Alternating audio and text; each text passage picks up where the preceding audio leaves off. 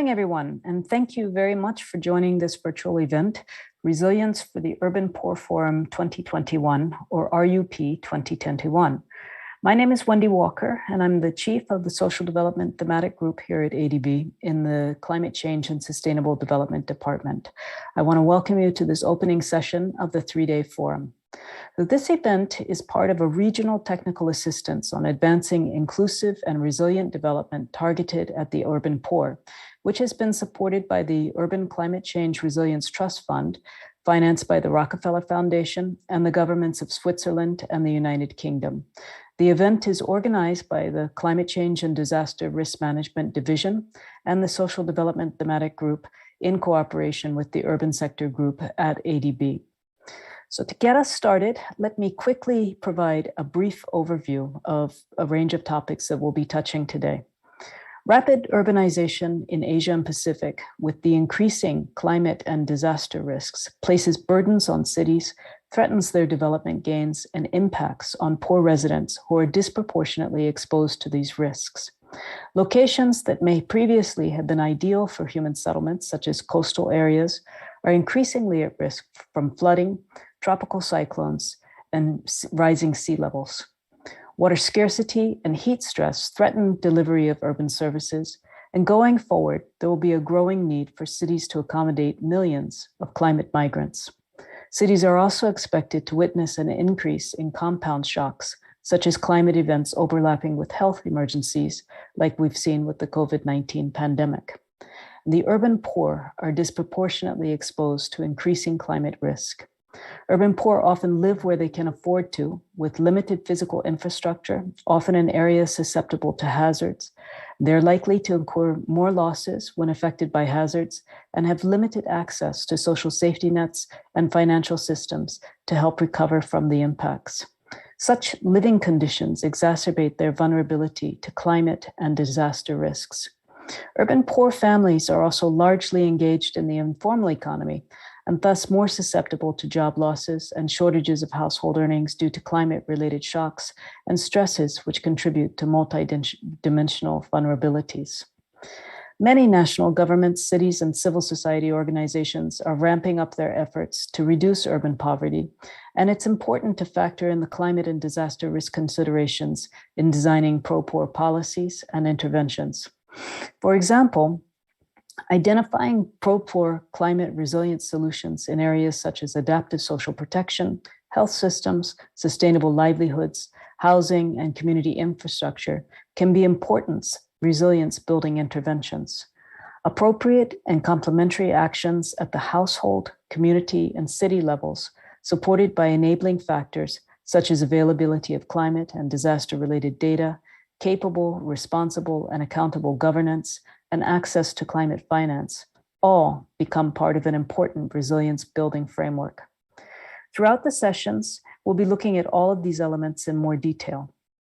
This event, RUP 2021, is bringing together experts and representatives from national governments, cities, development partners, civil society organizations, private sector, and community-based organizations, a very wide range of stakeholders.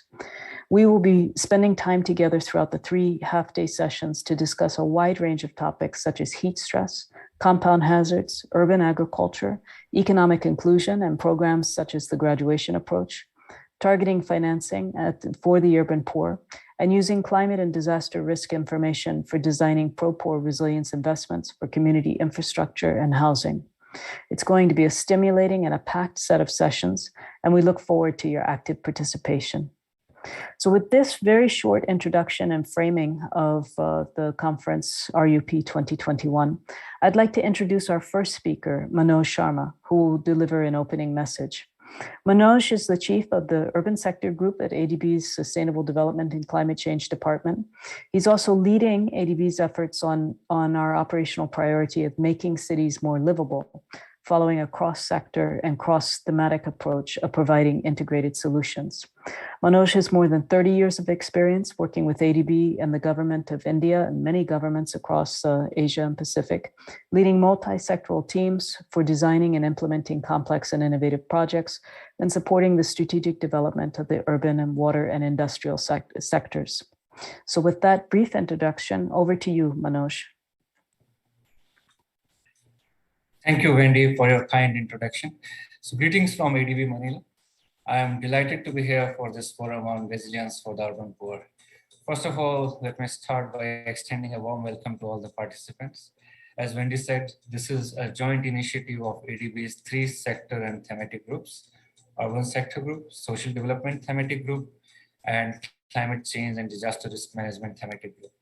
This collaboration itself signifies the importance of the topic to build resilience of the urban poor and the critical need to work across sectors and themes through improved collaboration and partnerships. So from our perspectives of livable cities, I would like to highlight 3 key points which make this forum timely and critical. First, making cities more livable is one of the 7 operation priorities of ADB's long-term strategy 2030. We at ADB recognize that improving urban environment, climate resilience, and disaster risk management of cities will be critical for making them more livable. I'm happy to share that increasingly, ADB's urban sector investments are prioritizing interventions to build resilience. For example, in India, we are providing support to strengthen early warning systems. In Vietnam, we are supporting nature-based solutions to deal with flood risks. And in the Philippines, we are supporting local government units to improve their capacities to deal with typhoons. Let me also share a few key lessons emerging from implementation of such projects on urban resilience for the poor. Firstly, it's important to prioritize the resilience interventions meet actually the local needs and demands. Secondly, we also need to combine structural and non-structural measures to build resilience. And thirdly, we have to find innovative solutions to deal with the situations which have multiple risks. You will get a chance to hear more about these cases in this forum. My second point is that without equity, we cannot achieve resilience. And Wendy mentioned it very emphatically, that urbanization of poverty is a growing feature in our region. The urban poor are disproportionately impacted by shocks and stresses as witnessed in the current pandemic of COVID-19. Unfortunately, this trend will increase in the future due to climate change, which will impact the lives, assets, and livelihoods of the urban poor. As we all know, and Wendy also mentioned, the poor population often live in hazard-prone areas which are prone to high risk from floods and tropical cyclones. Extreme heat will affect the health and productivity of the urban poor due to not only poor conditions of their housing, but also their engagement in informal sectors and often outdoor work. So within the poor groups, we have to identify the subgroups which are more vulnerable. For example, the elderly, women and children, and the persons with disability. And inclusivity demands to find the right solutions for these subgroups which are more vulnerable within the overall group of poor population. Just to give an example here, ADB in partnership with the city of Makassar in Indonesia has been implementing an exciting work on what we call RISE. It's revitalization of urban informal settlements using inclusive, affordable, and green solutions. We have also been working in Bangladesh, Indonesia, and the Philippines to strengthen the enabling environment which is required to deliver resilient solutions for the urban poor. My third point is that climate adaptation finance will be critical. And it's very clear to me that scaling up resilience actions, supporting the poor and the vulnerable population will require additional financial resources. Cities will need funds for strategic investments, pilot innovative approaches, and strengthen their implementation capacities. We'll also need to find innovative mechanisms to mobilize resources at the local level. Climate adaptation finance or resilience finance will come from diverse sources that could be through global climate funds, through national and local governments, through development partners like ADB, and also importantly, the private sector. As most of you would know, ADB has recently raised its ambition for climate finance to be from 80 billion US dollars to 100 billion US dollars in the period from 2019 to 2030. So what I can see is that there is an increasing need to work closely with global climate funds such as Green Climate Fund, development partners, civil society, private sector for mobilizing finances for adaptation and resilience. So in conclusion, we must mobilize additional resources for urban resilience and also ensure that such finances are supporting the needs of the poor and the vulnerable population who are at the front line of facing climate impacts. I'll take this opportunity to especially thank the government of the UK for their support to the Urban Climate Change Resilience Trust Fund, which over the last 8 years has been instrumental in supporting urban resilience in our region with ADB. I can see Jaya present here, so thank you very much, Jaya and the FCDO team. I would also like to thank our development partners who are collaborating on this TA with Argo. Thank you, Argo, and also organizing this forum. So during this forum, as Wendy mentioned, I would encourage the participants to identify innovative pro-poor solutions of building resilience, and more importantly, also discuss how the solutions can be scaled up. So we need to move away from pilots and demonstrations and TAs to scaling up and mainstreaming these solutions in not only ADB's loan projects, but also similar projects of the governments and other development partners. So I look forward to your active participation in making this forum a great success. Best wishes to all of us. Thank you very much. And back to you, Wendy. Great. Thanks very much, Manoj, for your opening message. And now I'd like to turn to our next speaker, who is Jaya Singh Verma from the United Kingdom's Foreign Commonwealth and Development Office, or FCDO. She's presently the policy advisor with the FCDO, working in the Indo-Pacific regional team. She's senior responsible manager officer for managing climate risks for the Urban Poor program, and she has over 20 years of development experience, including with DFID, international NGOs, and as an academic. Jaya has led partnerships and managed multi-sectoral programs and policy approaches in India, Asia region, Africa, and established partnerships for innovations and lesson sharing as an acting head of global partnerships. She's a very keen advocate for gendered approaches to development, and women and girls are at the center of climate resilient approaches. So with that introduction, Jaya, over to you. Thank you. Thank you, Wendy, for your kind introduction. Good morning, ladies and gentlemen. I'm really delighted to be here for the opening session and look forward to the discussions on urban resilience. I would like to congratulate the Asian Development Bank for organizing this forum and look forward to hearing examples of successful partnerships with communities, urban local bodies, national governments, regional partners that can help to achieve this important agenda. We are all aware that urbanization and migration are challenges for poverty reduction, which has been further exacerbated by the growing impacts of climate change. And this is truly so for Asia and the world. So growing cities in Asia with large natural resource footprints are contributing to greenhouse gas emissions and ensuring sustainable development and prosperity in Asia Pacific. It is key to protect the natural environment and to contribute towards resilient growth, poverty reduction, and to cope with the impacts of climate change. It is women and girls and those who are already the most marginalized that will be impacted by climate change. But the women and these most vulnerable populations also have a central role to play to address climate crisis. And we've heard many examples of this at the COP26 session. At the COP26, as the COP26 host and co-president, the UK committed funding to build adaptive capacity of the most vulnerable and resilience of key systems, including the urban system. The UK has announced new support of up to £274 million to help build climate resilience across the Indo-Pacific. The new program is called the Climate Action for Resilient Asia program, which our team is managing. And we look forward to how it will contribute to strengthening the resilience of economies and vulnerable communities to climate change, improve the natural environment, and promote low carbon growth in the Asia Pacific region. In addition to that program, UK has also announced £110 million towards a successful ASEAN catalytic green finance facility, an already existing fund to invest in green infrastructure and to build back better in ASEAN. These new programs build on the successful lessons of existing partnerships with the Asian Development Bank and other development partners who are present at this workshop.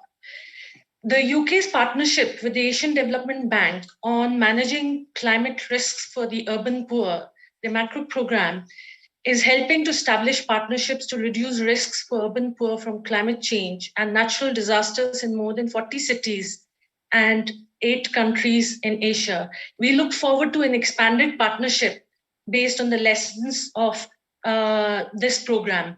So the program is delivering innovations that can demonstrate results on the ground to improve resilience of people in Asia Pacific.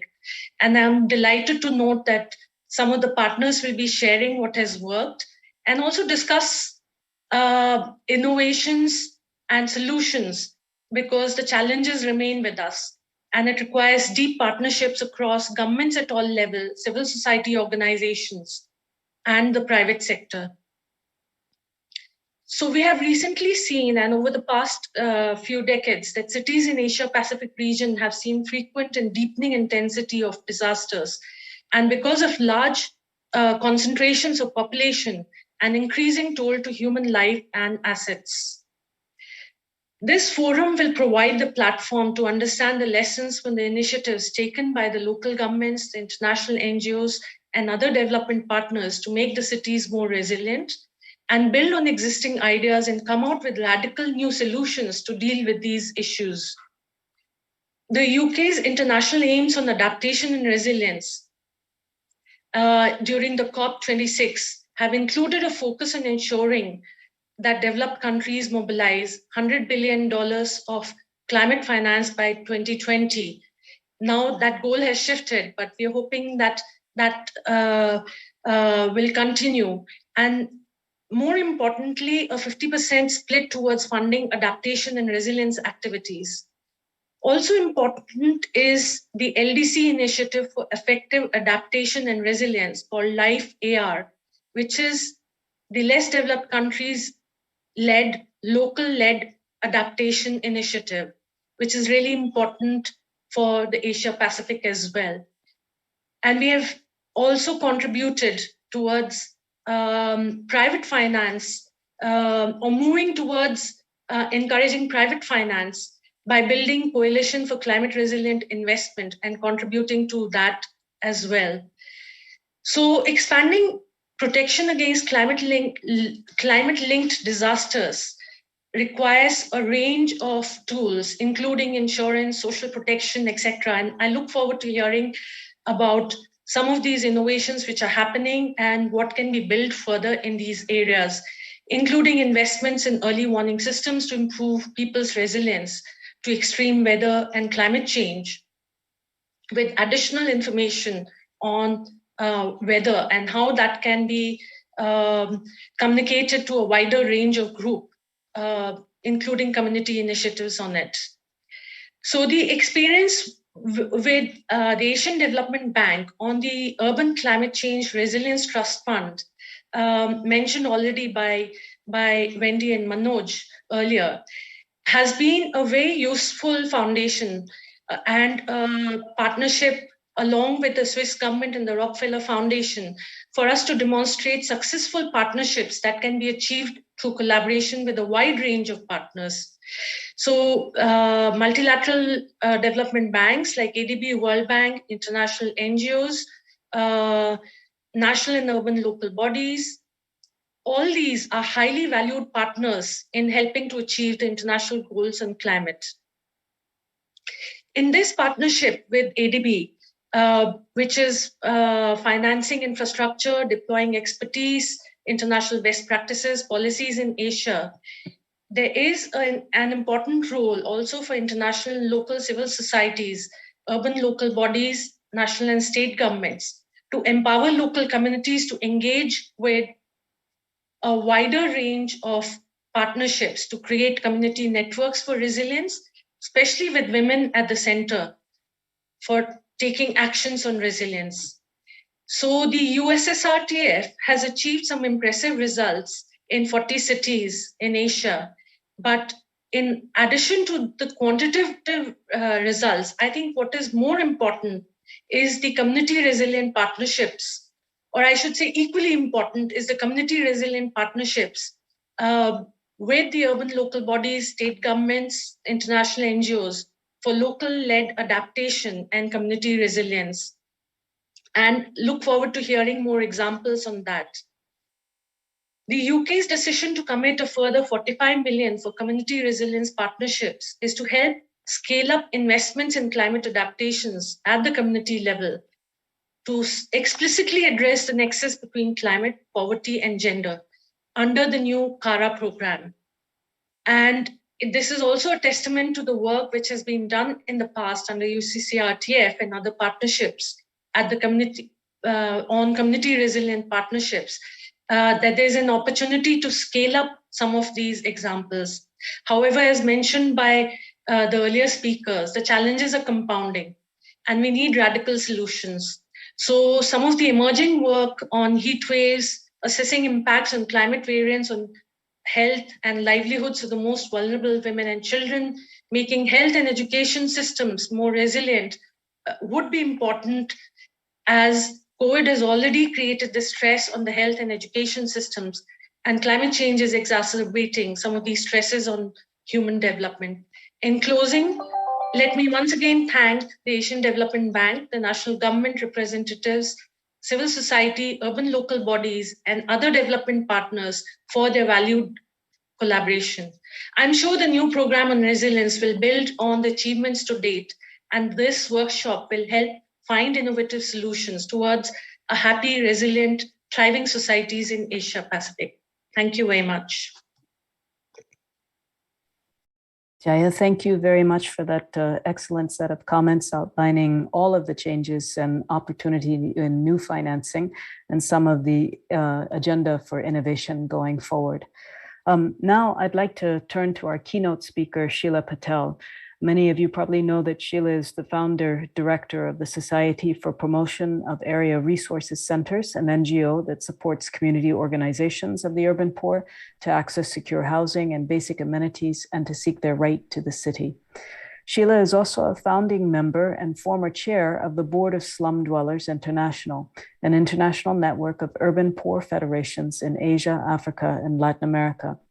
She's widely recognized for raising the issues of urban poverty, housing, and infrastructure onto the radar of governments, bilateral and international agencies, foundations, and other organizations. May I please invite Sheila to deliver her keynote address. Thank you. Thank you, Wendy, and thank you very much, ADB, for inviting me to this very, very important and critical milestone soon after COP.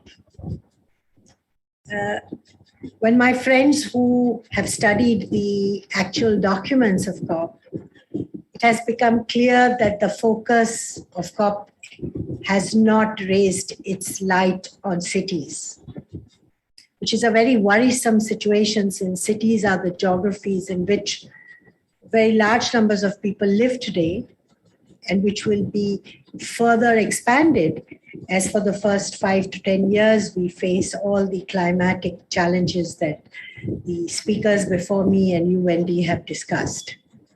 So my challenge to all of you is that when you talk about alliances, partnerships, working at scale, addressing the issue of poverty, I don't see communities of the poor, the women who are there, as allies and partners in your process.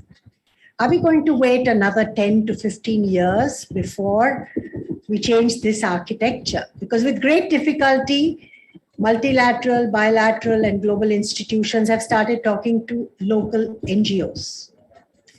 But the real elephant in the room is the volume of poor people and poor neighborhoods that are locked in intergenerational poverty, and where little islands of innovations are springing up, but not at the scale and the pace at which we need them to happen. So we are running a race in which we are losing before we start, because our design of the solution continues to operate in a very conventional, what I call last century paradigm.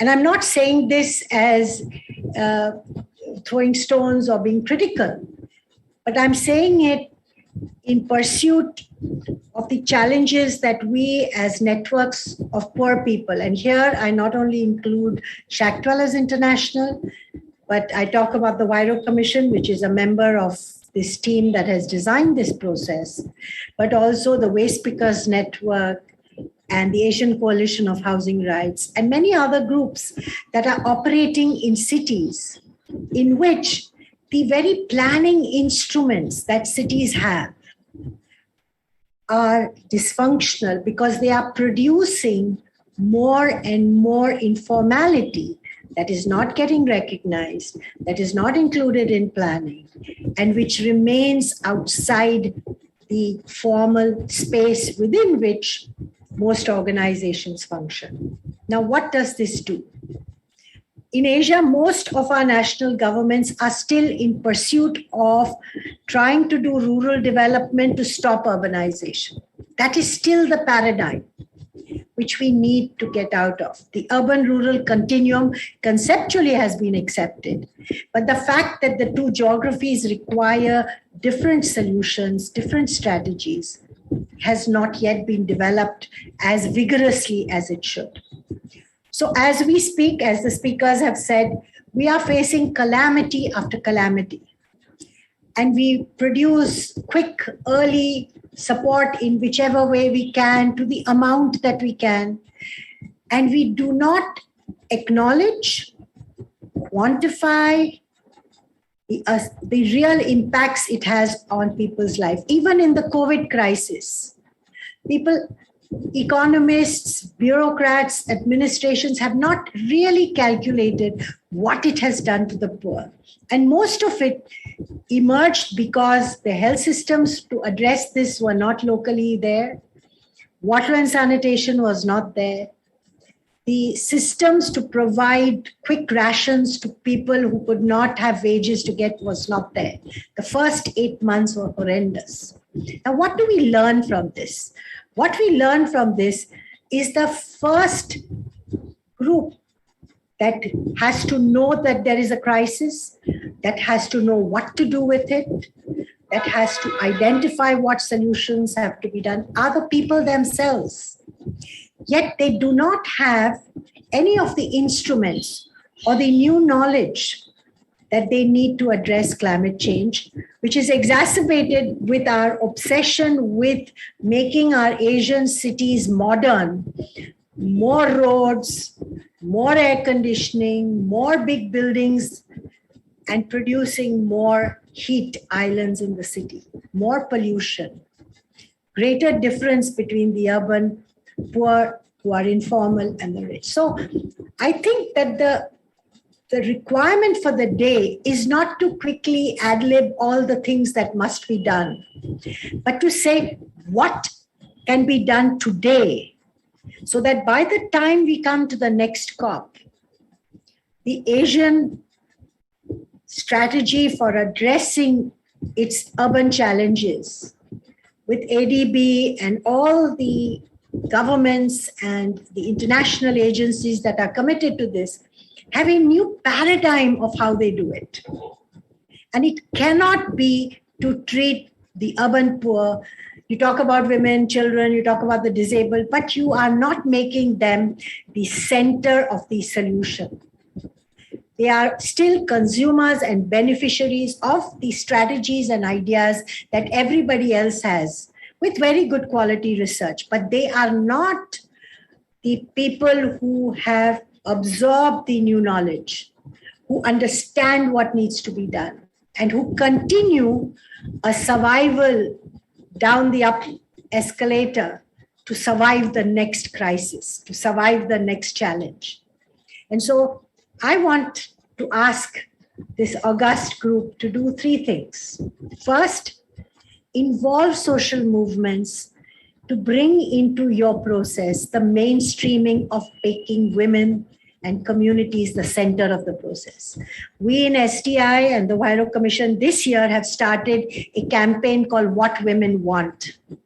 Start with what poor women are doing to survive, build their capacity, build their knowledge, build their ability to demand from their cities. Why is city planning still exclusive? Why is your investment in urban development not reaching infrastructure to the poor? Where are the monitoring mechanisms to show you what the deficits are? The second thing is the rate at which we are working is not good enough. So what new mechanisms, what new knowledge, what new access to data can you give to these communities to leapfrog into a future in which change can happen? And the third thing is, we have right from the local, from communities to local politicians to cities to state governments to national governments to regional bodies, in all our institutions, we have a deep distrust about the poor. Money that you have does not get utilized for the benefits that you have allocated because you do not have instruments, you don't have trust, and you don't have risk management to deal with it. So as leading financial institutions, you have to produce a new risk model that starts with where the poor are, where the risk hits the road. And I want to say to you at the end of my speech, a couple of things that the women in our network from 33 countries and over 300 cities have said. No poor neighborhood, no community starts as experts, but our experience of dealing with practical things makes us understand the nuances of the challenges. And when we aggregate that, we can present you with amazing insights. We have found that our ability to give identity, to produce data that is disaggregated and can be aggregated, needs support from all of you to help us demonstrate what needs to be done and produce new negotiations. And finally, women always use disasters to produce opportunities rather than survival if they have the instruments to do that. Give us the instruments.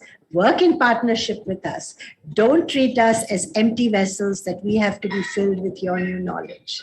So I leave you with that. And I leave you to take this with both your hands and work with communities, work with social movements. Don't be frightened of them because they are aggressive. They are aggressive because unless they make noise, nobody listens to them. So thank you very much. I'm going to sit in as many of the sessions. I will make noise on behalf of my communities if you give me an opportunity. So thank you very much. I'm sorry to take extra time.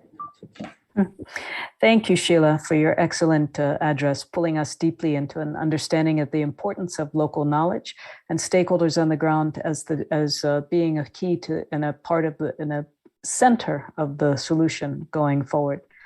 I'd like to thank all three speakers who joined us this morning for highlighting the importance of building resilience of the urban poor, and that to do so requires complementary and innovative solutions at the household, community, and city levels, enabled by good governance, the critical role of partnerships and engaging with stakeholders on the ground, developing new financing modalities and other kinds of mechanisms, as Sheila just raised, and climate and urban poverty data, and the role of climate finance. All raise the challenge to move forward in scaling up and mainstreaming as the next part of the agenda going forward. And I think that that will really be a strong focus of the rest of the sessions for the rest of the 3 days here. So thank you very much to each of the speakers. We'd also like to acknowledge our partner organizations who collaborated with us on organizing this event, as well as the support from the Urban Climate Change Resilience Trust Fund. So before we close this session, we invite you to watch a short 2-minute video presentation related to the theme of this event. Thank you very much for joining us. Bye. Rapid urbanization,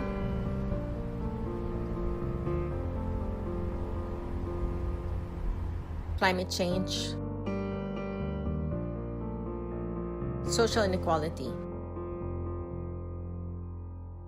These are the key challenges faced by Asian cities, which are home to more than half of the world's urban population. In 2013, the Urban Climate Change Resilience Trust Fund was established under the Asian Development Bank's Urban Financing Partnership Facility. With funding from the Rockefeller Foundation and the governments of Switzerland and the United Kingdom, it aims to build resilience through interventions at various scales, across sectors, and in the case of climate change issues related to air quality and flood risk management, for example, it also goes beyond borders. Through investments in resilience building infrastructure,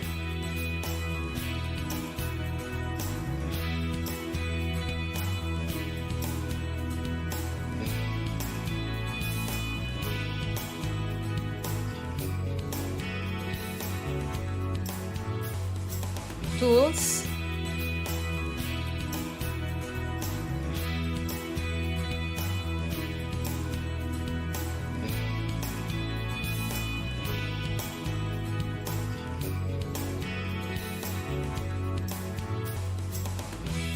and mechanisms,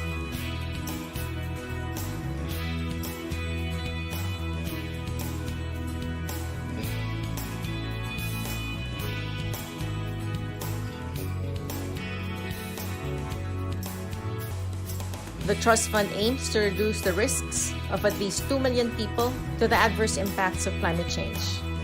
Now in its 8th year, UCCRTF has worked with over 70 cities across 8 priority countries and continues to support ADB's operational priority to make cities more livable.